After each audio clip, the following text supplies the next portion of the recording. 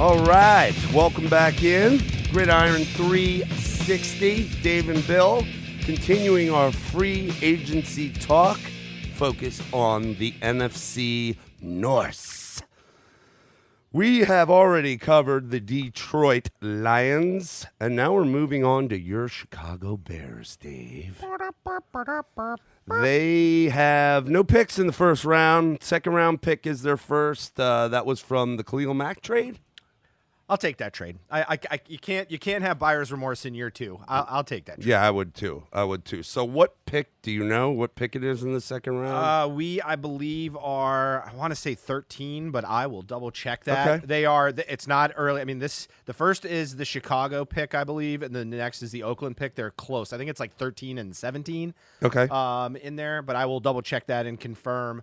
Obviously, I think the big thing for the Bears is, an important part is they can't afford, this is, they've traded away a lot of draft capital under Ryan Pace, with players. And this, they need to start recovering because the point is, who's Ryan Pace? Who is the GM for Okay. for Just the for Bears? those who don't know, for those who don't know. I don't know the GM for the Bears. Yeah, Ryan Pace. He came from he was in player personnel for the New Orleans Saints. He's obviously, his most famous trade is going to be the trading up from number 3 to number 2 for Mitchell Trubisky. And I think I'd say reserve judgment, but I think everybody's already judged that one way or the other. Oh. So Chicago clearly in need, to give an idea, cap space, we're sitting at the 25th in cap space at $16 million. Some things to note, as a fan, I'm a little bit more in tune with some of the specifics. There are 2 cuts that are announced, and again, that goes by that league year, so they won't be included in this cap space, but will be Prince Amukamara. He, I believe, is about $9 million a year. I'm not sure what the actual cap number is on that, but I would assume it's roughly around there. And Taylor Gabriel, I think he's around $7.5 million. They've already announced these are the third years of their deals, and Amukamara was on a 3-year deal, so it's cutting his last year. Gabriel was on a 4-year deal. That's cutting 2 years off. Those are casualties. The Bears are very heavy in the receiver as they've drafted. They've got a couple of young guys, a couple of Georgia guys. Javon Wims was a 7th rounder who's really kind of flashed and shown some good stuff. Yeah. As a fill-in. They drafted Anthony Miller 2 years ago in the 2nd round. I like Anthony Miller, man. Tough player, got to stay on the field a little bit more, but has had some blow-up games to show some skill. And then they drafted Riley Ridley last year, who spent most of the time inactive on the season. So they've got some guys to fill in for Taylor Gabriel. He struggled to stay healthy. Had 4 touchdowns this year, but had 3 against Washington. So he's a speedster. So they may need to find some speed later in the draft, but not as a number 2 guy. I think that position's going to be filled. So another guy coming off is going to be Clinton Dix. They had him on a cheap deal. I think the Bears may be looking, in the draft. Again, we'll talk about besides QB, they got to go O-line as Kyle Long has retired from the NFL. He was their starting right guard, though I kind of say that loosely. Over the last 2 years, he has been incredibly injury prone. Linebacker, Danny Trevathan, he is not currently under contract. His deal is up. I think I know where they're going to go with that if I had a guess. And then certainly. And that would be where? They've got a backup guy who's actually, if you look on there, is kind of one of those hidden gems you see kind of over and over again. Nick Kwiatkowski. He was a special teamer. He actually had more stats than Danny Trevathan in all like the major categories between tackles, pressures, tackles for loss. I think he had more forced fumbles. So you anticipate they're going to let Trevathan walk and let this kid slot in? Yeah, I think given that they went after Roquan and had him, I think he's going to be the leader in the middle. He already started calling plays last year. Of course, the challenge is he's coming off a season-ending injury. Yep. I believe he tore it was either a pec or a bicep. He tore a muscle. The Nick Kwiatkowski guy is also on your free agency list. Right, they are going to have to much resign younger him. Though. He's 27 and Trevathan's 30. Yeah, and he was a 4th rounder, a guy out of West Virginia, not really known for linebackers. He kind of is a guy that grew up. The one thing about him is he's a little slow. I think he's not going to be, in the 3-4 they play, you got to be able to cover some. But he is a very sure tackler, which I like, and he stays healthy. Now, he plays special teams, but, if you put him in as your number 1, you're not going to probably have that guy on special teams. So they're going to have to fill some of those holes. To me, the Bears all about this year is going to be in free agency. They are going to go out and get a quarterback. And unlike some of the other teams we talked about, I brought up the name Case Keenum type a couple of different times as a guy that's not necessarily in there to compete with your starter, but that can, if he has to get in the game, can compete and win you some games, kind of like a Josh McCown has done. The Bears can't go that route. They've got to give Trubisky some real competition because they leverage their future. Again, we don't have a first-round draft pick because we went for Khalil Mack. Daniel is a backup quarterback. And he 33 years old. He's gone. He's free agent. You anticipate he's gone. They've already kind of said he's not. You saw it. He got 2 games each of the last 2 years where he started. He was largely inconsistent, barely mediocre at his best and incompetent at his worst. And the fact is, he's a teacher, and they brought him in to teach him with the idea that Trubisky was the future. Now that's in question, and the Bears have leveraged themselves at this point with contracts. And I will say this. The Bears have done a very good job of locking up their own talent, which has been a struggle for a lot of teams over the last 10 years in the cap space and how big the contracts have gotten. Their defense, if they stay healthy, is primed for some activity. I look for them to do this. I think they're going to go, my guess is in this second round, they're going to go O-line in the draft and look for a guard. So I don't think offensive line will be addressed with the idea of finding a starter. I could be wrong, but I see them looking more in the draft because I think in the second round you can get really good value on interior linemen at that point. Yeah. But they could surprise. They could go after a Glasgow or what's the guy from? Is it Scherf from Washington? Yep. Brandon Scherf. But that's going to be your most expensive guard probably on the market right now. So.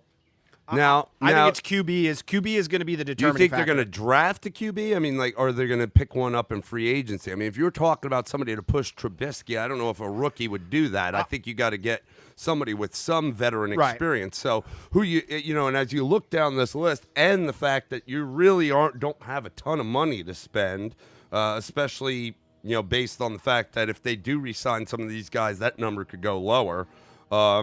As I go down to, I guess, 51 through 100 in the free agent markets, you're kind of limited on your choices of quarterback. Yeah. There was talk during the season about them looking at Mariota. Yeah, But is that a fit for what you guys do? No, and he is a different. You got to have the system for that. Well, there's guy. some interesting stuff, and again, I'm a little bit more in tune with it, and I wish I was this in tune with all 32 teams. I try to pay attention, but an interesting thing I didn't realize is that Mariota, the trouble with Mariota, number one is I'm not a believer in Mariota. I don't think Mariota is the future of anybody. Never really was high on him in college. I just don't think he sees the field well, and I think that's a problem Trubisky has. So I think in a way you're kind of getting the same type of player, which is dangerous. But the other part is Trubisky and Mariota have the same agent. So an agent putting 2 of their roosters in the hen house is probably not a good fit. Not a great thing. The big talk is that the Bears would go and trade for Andy Dalton. Clearly he wants out. In the idea that at least Andy Dalton can give him competition. Obviously the feelings about Andy Dalton are mixed at best. I think it'll be very telling what they believe in. If they went after someone like a Jameis Winston as a reclamation project, and again, he brings all his dangers too, because we lived through the Jay Cutler turnover fest, but he is at least an anti Trubisky in the sense of how he plays. Right. So you get teams all the time. Can I fix them? Can we be the Tennessee Titans that retread a guy like Tannehill? Now Tannehill, understand, it's not under contract either. So now there's a lot of talk that the Tennessee wants to re-sign him. That wouldn't be. But he could be a commodity. He could, but I don't. That they need to do that after the way they ended. They need to do that. I mean, you can't just go pick up a new quarterback or go back to Mariota or some backup. Yeah, again, but the reality is the Bears are really not that far away, but the window is starting to come down. It's not still going up. Last year they felt like the window was getting wide open with Trubisky, and clearly it failed. Well, in my mind, that your statement is true, and it's not on even. I mean, I know Trubisky hasn't been the guy, but it's not from that. It's from the other side of the ball, because 2 years ago you guys were like the best defense in the league, and everybody expected that this year, and the season started, and you're like, okay, there they are again, and then all of a sudden it disappeared, and it wasn't as daunting of a task to go against your defense. Well, here were two big issues. And that really, I think, changed because, we know how it works, man. It all plays in tandem. Yep. If that defense is as good as it is, then maybe life for Mitch Trubisky wouldn't have been so bad this year. No, I agree. And here's the part I would tell you with the Bears defense that that was not really talked about in the national media. Number one, they had an amazing year with turnovers and defensive touchdowns the year before. Even if you're just as talented and you get and we had a lot of health. We were very lucky health-wise that year. Even if you would have hit that, the fact of them reproducing that would have been difficult because most teams couldn't I don't see the Patriots getting anywhere near, if they brought every guy back, anywhere near where they were the first half of last year with they were scoring touchdowns more than half the teams in the NFL offenses were. But here's the thing is two things happened last year on defense that are huge. A guy that didn't really get a whole lot of press, he finally made a Pro Bowl the year before last, is Akeem Hicks. He was hurt most of the year.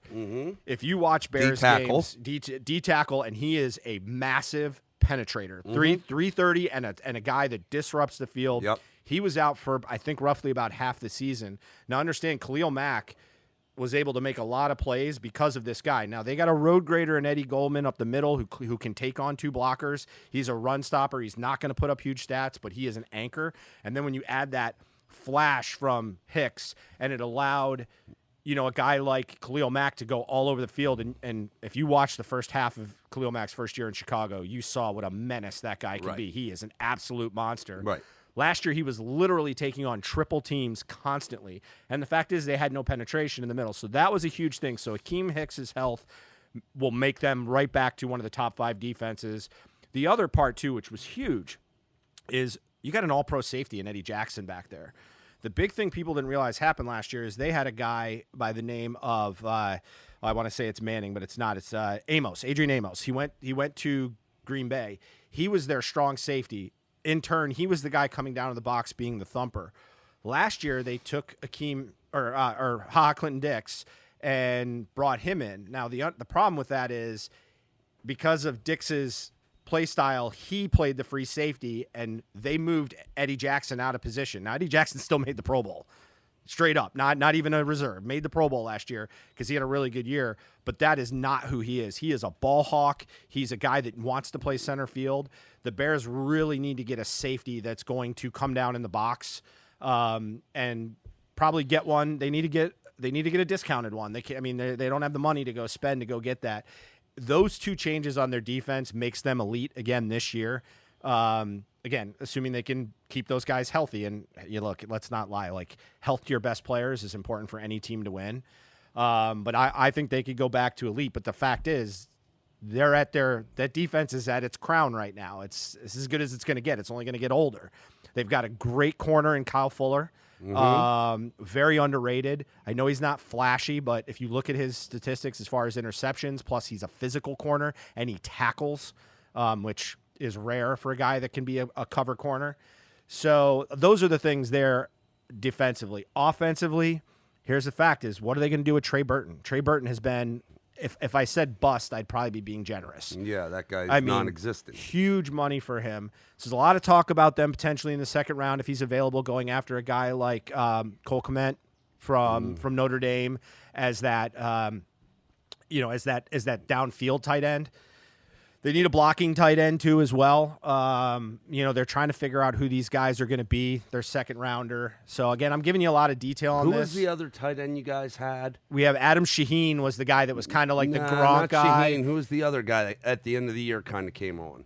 J.P. Holtz. Holtz is a Holtzman or something? Holtzman, yeah. He's a free agent, but he'll be a cheap pickup. I see them bringing him back. They actually brought in like 3 or 4 different guys.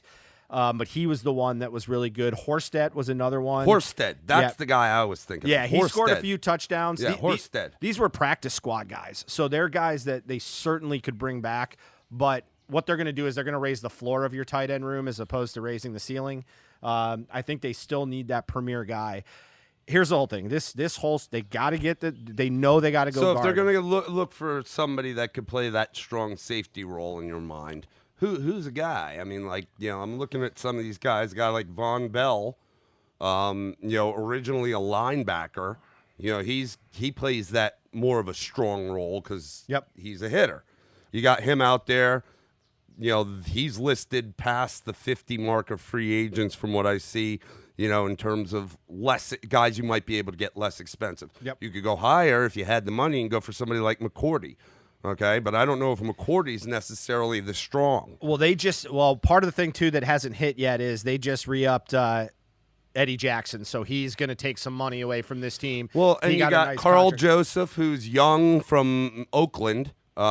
He's a free agent. You he's got 26, Ward and is he's another a hitter. Yeah, that guy's a hitter. You could go with Ward out of San Francisco if he comes up. Yep. I think it's you just in simplest terms. I think what this Bears defense needs at the safety is you just need a sure tackler. Don't even really need a thumper. I think you've got enough thump in the front seven that you just you want the thumper. I get it, but it's not about the big hit. It's more about can I make sure that I'm sound in my assignment. As long as you can tackle, I think you're in good shape. I think they've got good tackling. They are going to have to go corner. I mean, they're going to cut Mukamura. So that could be, to me, if I was to bet, I think they're going to go quarterback in the, through free agency.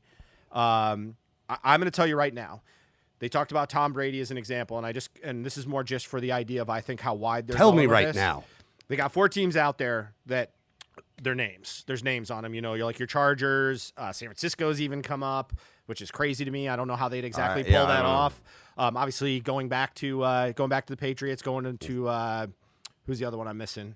There's even talk about Dallas, but they say, I've heard this, there are 8 teams that are legitimately interested, and 4 of them they won't name. I think the Bears are checking in on every single quarterback available, and it goes to that idea that the window's on the way down, not on the way up. But I also think they can't leverage their future. But let me just say this. If Tom Brady became available and you're the Bears and you could make the contract work, this is not a team that's as far off as people think. Now, the important part for them is they're far off at quarterback, and that's the NFL. Like, you can't win in the NFL without good quarterback play. I mean, as great as San Francisco's defense was, Mahomes has kind of proven the shift towards offense. You just can't afford a guy like Trubisky if the light doesn't go on this year. And I think they need to give him a legit shot. Like, don't go in there. I mean, the only way he's not is if they would have to sign literally like a Tom Brady for Trubisky, at least not to go in on paper as the number 1. But I will not be shocked to see him get beat out in camp. I just won't. I won't be shocked at all. I think that depends on who they bring in. Well, remember, with this new collective bargaining agreement, if you listen to that podcast and you and I talked about it, the difference now, if this goes into effect between the new contract and the old, is that your 5th year for rookies will now become fully guaranteed and not just guaranteed in case of injury. So meaning those contracts will hit your cap, and the Bears are going to be in that to have to make that decision on what they're doing very soon. So that's going to be a challenge for them. So I think they want to feel it out. I think it's clear, like Andy Dalton comes in, he's not the answer. The problem you're going to have right now, though, is if you go that route, you're going to have a quarterback looking over his shoulder and waiting for the quick hook. And the Bears fans are not happy. So, and unlike we mentioned Detroit with the apathy, there's no apathy in Chicago with that crap. There's just not. It's a tough Well, you're market. talking about a team that's been to the Super Bowl in this past decade. So, I mean, Not quite close, but not quite. What was it? 2006. Oh, sorry. Seems sooner. Time flies. Yeah, but here's the thing: is I think this. I think right now, other than Detroit, the arrow would only be pointing up, and it's slightly pointing up because I still don't know what their vision is. Other than that, I would tell you the other 3 teams, the windows are closing. Yeah. I don't know how fast they're closing. Chicago, I think if I look at it, Chicago and Minnesota would be the 2 fastest closing windows. Green Bay, only because they got Aaron Rodgers and you just don't know how long he's going to play and at what level. But as long as they got him, the window's open enough. Yeah, the window's open enough. For Minnesota, I think we went over it the other day. They've got, they're number 32 out of 32 in salary cap. They have 1.3 mil. There's not a lot there. Yep. So, they're going to have to really be efficient with how they're spreading their money around because they don't have a lot. Yep. And, when you talk about going down, it's, you're kind of they were, in contention a couple years ago. They make a playoff again this year, but they didn't get to the championship game. They're going the other way, and if it's the same group of guys for the most part on that team because of the money issues, then is there going to be improvement there, or is everybody improving around them and they're just staying stagnant? Yeah, you can't stay stagnant. I think what is interesting about Chicago's role in this year's quarterback extravaganza is that the Bucs have moved on from Jameis. I would probably maybe classify Tennessee a little bit in this probably with the Bears, but there are teams that have made another one, Chargers. They have made a statement that we are moving on. So they are obviously in the quarterback derby. Right. The Bears, and I guess I would say Tennessee in the sense that if for any reason they can't re-sign Tannehill, could kind of fall in this category. It depends on how aggressive they are. They don't really disrupt the market if they go and trade for like a Dalton, because I don't think Dalton's a hot commodity. Right. So they don't disrupt it. Now, if the Bears step in and start taking a retread like Jameis, or go and get Tannehill, or go and get like a Brady, like that would be a major disruptor, because they're not without means, whereas these other teams have already exposed themselves. So now those teams could end up getting into, and this is where some of that trading up and back in the draft, like, oh shit, the market got thin in the free agency real quick, right? And now we got to make a move. We got to figure out. Like what I can't lose Tua, I can't lose Herbert. Right. Like all of a sudden those become, and that is I think what's going to be kind of interesting. Again, I've said it before. My belief is this is all going to look chaotic, and it's not really going to end up being chaotic. I just believe it. Like you've seen it in free agency too many times, where oh my god, all these players are going to move, and then little time passes, and then all of a sudden they're re-upping. They stay where they are.